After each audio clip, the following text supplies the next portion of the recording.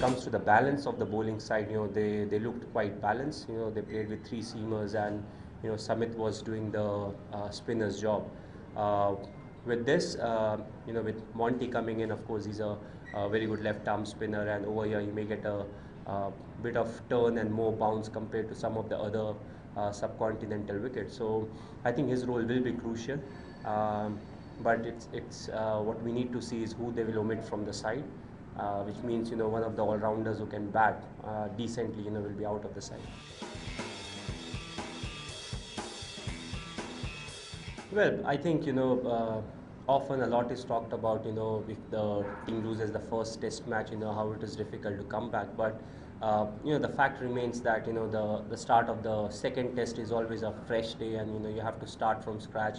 There'll be quite a few positives that the English side will take out of the last game, and they'll come into with a positive mindset. So I don't think it's very difficult nowadays to get out of a loss.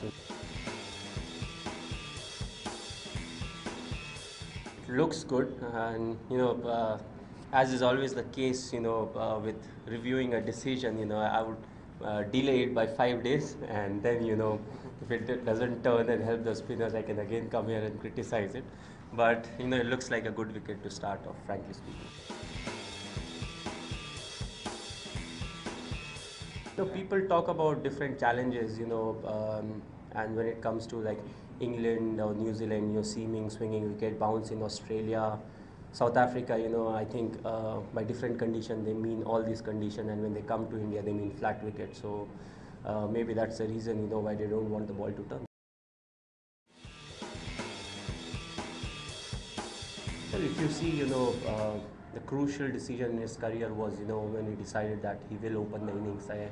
I think that was a big challenge for him, but he accepted it, and we all know, if you see his stats, it's one of the best stats that you can see. And he's someone who is very different to a lot of individuals. His thinking is entirely different, and how he takes up or faces a particular kind of challenge is very different. So I think he's got a very important role right from the very start, because he's someone who can play shots right from the very first delivery, which means if the bowler is off target, he looks to put pressure on the bowler. And we have seen once the batsmen get after the bowlers, and if they score a few boundaries of the bowlers, it is a bit difficult for them to get back into the game. So I think his role is crucial. Of course, not to forget the experience that he has got, playing in all the formats. About the wicket, yes, this time of the year, the climate is generally cooler, but still it's quite hot out there, and it is a bit humid. I've just come after practice, and still it's a bit hot. So when it comes to the fast bowlers getting a bit of swing, definitely they'll get a bit of swing out here. And as the game progresses, the wicket may dry down, and if the ball is maintained well, the fast bowlers may come back into action with reverse swing bowling. And as we all know, this wicket, generally it has a bit more bounce compared to some of the other wickets. So I think their role will be crucial.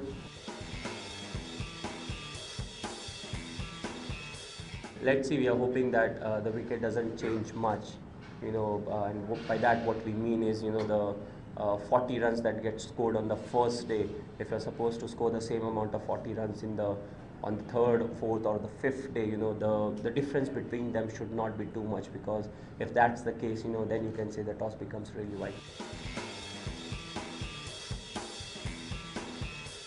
Well, he's someone who plays spin really well, and what happens is if you get a very good stand, from your top order batsmen, be it the openers or 3 or 4, what happens is the bowlers, they slowly get tired. And if you see Cook, the way he bats, he treats the ball according to the merit of the ball. If it's short, he goes on to the back foot, and he's someone who doesn't use the feet very often, but still he loves to go on the front foot right close to the pitch of the ball. So I think he's someone who gives himself a bit more time, doesn't get rattled by the turn or the bounce. So it is a valuable wicket, but I won't say it's the most important wicket, because if you see the whole English batting lineup, you have got players who can really score a lot of runs at a good pace, be it Kevin Pietersen, Ian Bell or some of the other batsmen.